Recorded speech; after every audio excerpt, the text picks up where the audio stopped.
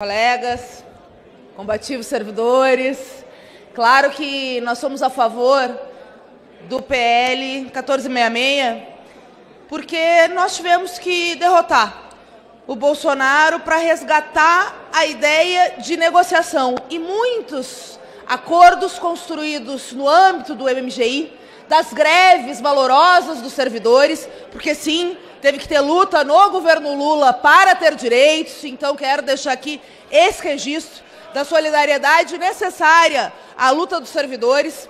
Boa parte desses acordos estão aqui.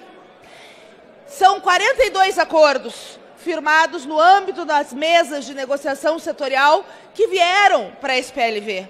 E por isso já se justifica o nosso voto favorável a esse projeto.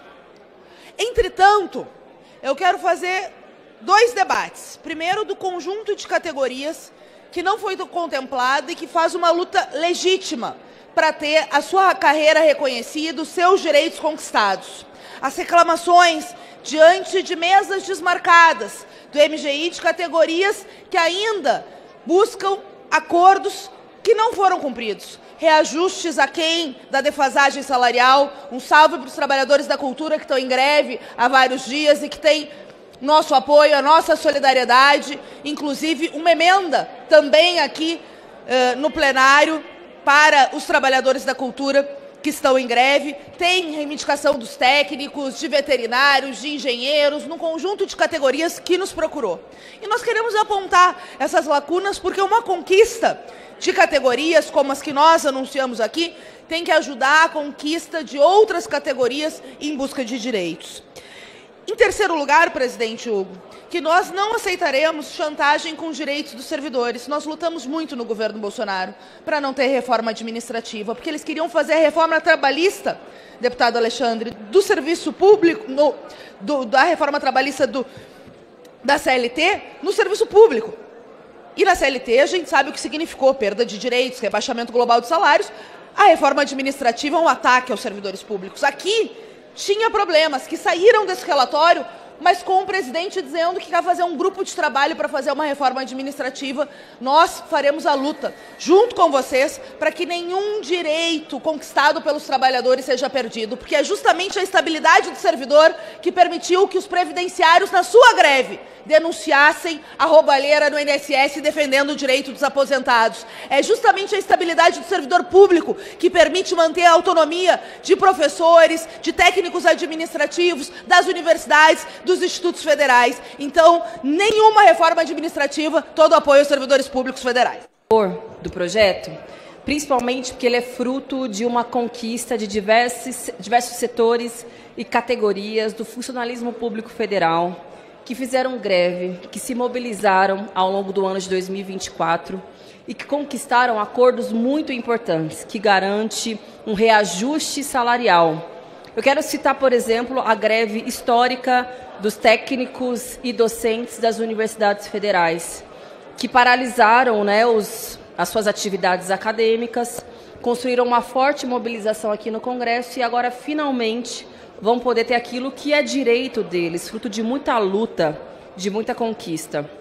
E eu acho que é fundamental que a gente caminhe nesse sentido, na valorização e fortalecimento dos servidores públicos brasileiros, que por tantas vezes são criminalizados e colocados como se fossem os grandes responsáveis pelo mau andamento das finanças públicas, como se fossem uma casta de privilegiados e como se fossem pessoas que não são essenciais para a população. Justo o contrário, são eles que garantem o funcionamento dos serviços públicos, que garantem a boa qualidade do atendimento dos serviços públicos e que mantêm esse país de pé.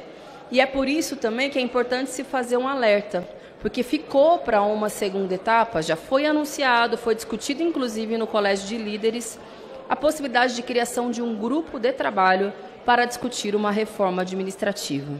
Eu digo isso porque isso é absolutamente preocupante. Durante os anos de governo Bolsonaro, nós conseguimos nos mobilizar e derrotar a PEC 32, que era um dos maiores ataques ao funcionalismo público, que buscaria uma reestruturação completa, modelos de avaliação ao longo do desenvolvimento das carreiras e, claro, um processo que poderia aumentar a perseguição direta aos servidores. considerando que uma série de áreas, de profissões, de cargos não seriam, por exemplo, considerados carreiras de Estado, ou mesmo a possibilidade de substituição de servidores por cargos comissionados, temporários, aumentando assim a possibilidade de assédio, de perseguição. Sinceramente, a vontade de uns e outros de seguir atacando o funcionalismo público, infelizmente, não acabou. E é por isso que é tão temerária essa reforma administrativa que está se anunciando. Mas podem contar com a nossa luta, com a luta do PSOL, com a luta do nosso mandato, que esteve presente nas greves, nas mobilizações, que acompanhou todo o processo de negociação e que estará presente nessa comissão para denunciar aqueles que querem mais uma vez atacar o funcionalismo público, retirar direitos duramente conquistados ao longo do tempo. Atacar o serviço público, os servidores, significa abrir mão de uma responsabilidade com a coisa pública, com o Estado brasileiro. Isso nós não vamos admitir. Acho extremamente importante para esse Congresso e para o país. É mais um marco da recuperação desse país, destruído nos governos Temer e Bolsonaro. Governos foram 6 anos, desde que deram o golpe em 2016, tiraram a presidenta Dilma, desde aquele golpe de Estado, passamos 6 anos onde o governo federal esmagava o servidor público, tentou destruir o serviço público de todas as formas, não viabilizou o reajuste salarial, não viabilizou orçamento para os serviços públicos, sofreram serviços na saúde, na educação, em todas as áreas. E hoje a gente comemora parte da reconstrução desse país, é a volta de um governo que prestigia o serviço público, que recupera o salário dos servidores, que faz por valer um Estado voltado para os interesses da maioria da população. Nós sabemos que não esgotamos aqui todas as demandas. Inclusive, quero destacar aqui, presidente, 3 que eu acho que são importantes de serem atacadas, serem enfrentadas. Uma, a situação do reajuste de médicos e médicos veterinários das universidades. Eu acompanhei todo o processo e toda a negociação foi de um reajuste único para toda a carreira dos técnicos das universidades. Em nenhum momento houve discussão de reajuste diferenciado para a profissão A, para a categoria B. Então é um absurdo que a negociação feita, o acordo firmado, tire 2 profissões do conjunto da carreira que reúne diversas e que o acordo foi único.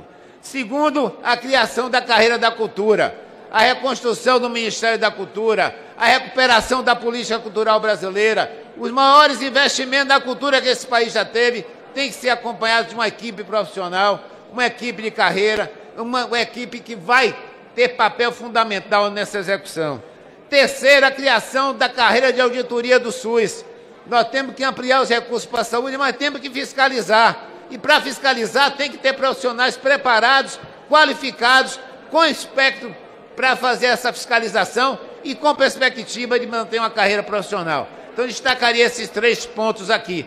Claro que os bolsonaristas, a extrema-direita, continuam querendo destruir com o serviço público, continua querendo destruir com os salários dos servidores, querendo destruir as políticas públicas. O que eles fizeram antes não vai passar nesse governo. Nós estamos reconstruindo o Brasil, nós estamos tirando o Brasil do fundo do abismo que vocês jogaram, nós estamos tirando o servidor público do fundo da depreciação que vocês fizeram com os servidores, e nós temos hoje um novo governo. Um governo que defende o serviço público, defende o servidor público, defende as políticas públicas e defende a população brasileira. Por isso, nós vamos aprovar que esse projeto...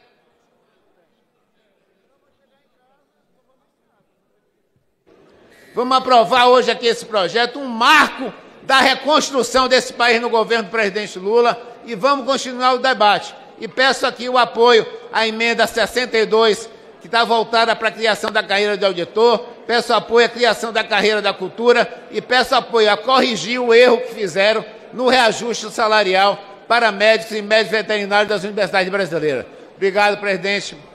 Para dizer ao deputado Sávio que passaram 5 anos, os servidores públicos todos, dentre eles os médicos e os médicos veterinários, sem qualquer aumento. 5 anos. Não teve 1 centavo de aumento. Eu estou falando isso porque quando o relator da matéria, o deputado Gastão, apresenta o relatório e diz que inadmite as emendas por falta de previsão orçamentária, não está na lei orçamentária que nós aprovamos e poderá ir para a próxima LDO, a LOA, que nós vamos votar em 2026, aí sim, Vossa Excelência está adotando o princípio da técnica legislativa e aquilo que não pode fugir dos regramentos aqui dentro. Não pode. O relator não pode cometer uma ilegalidade, adotar, aprovar uma emenda que vai incidir naquilo que não tem previsão orçamentária. Presidente, daqui a pouco aqui pode tudo. E aqui não é a casa do que pode tudo. Aqui tem regras, tem a questão fiscal, tem tudo. O que eu quero sugerir, presidente, deputada Laura e deputado Sábio? Vejam a nossa boa vontade. Até para preservar o relator que fez um trabalho junto com Pedro Paulo brilhante. Que nós já estamos discutindo, além dos médicos e dos médicos veterinários, tem outras categorias que têm diferenciação salarial e é importante que elas sejam avaliadas. Nós vamos fazer, já conversei agora com a ministra Estel, um grupo de trabalho para lá no Poder Executivo, para nós discutirmos, e eu me comprometo, nobre relator, para Vossa Excelência ficar bem à vontade, eu me comprometo a atuar para buscar uma solução para essa categoria e também para as outras que ficaram fora, porque já tem pisos salariais, valores salariais diferenciados.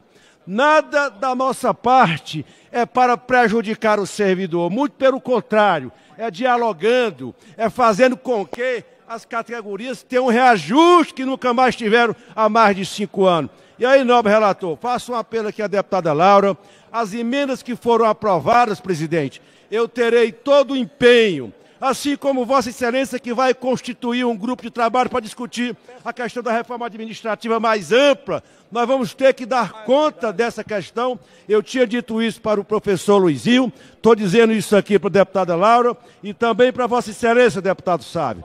Também, dado o nosso compromisso com a boa gestão, com a eficiência e compromisso com os servidores públicos, nós vamos discutir no grupo de trabalho e buscar uma solução para essas categorias e para aquelas que eventualmente tenham ficado fora do reajuste linear de 9%. Era essa a minha proposta e o apelo que faço a todas as lideranças, senhor presidente. Pela ordem, senhor presidente.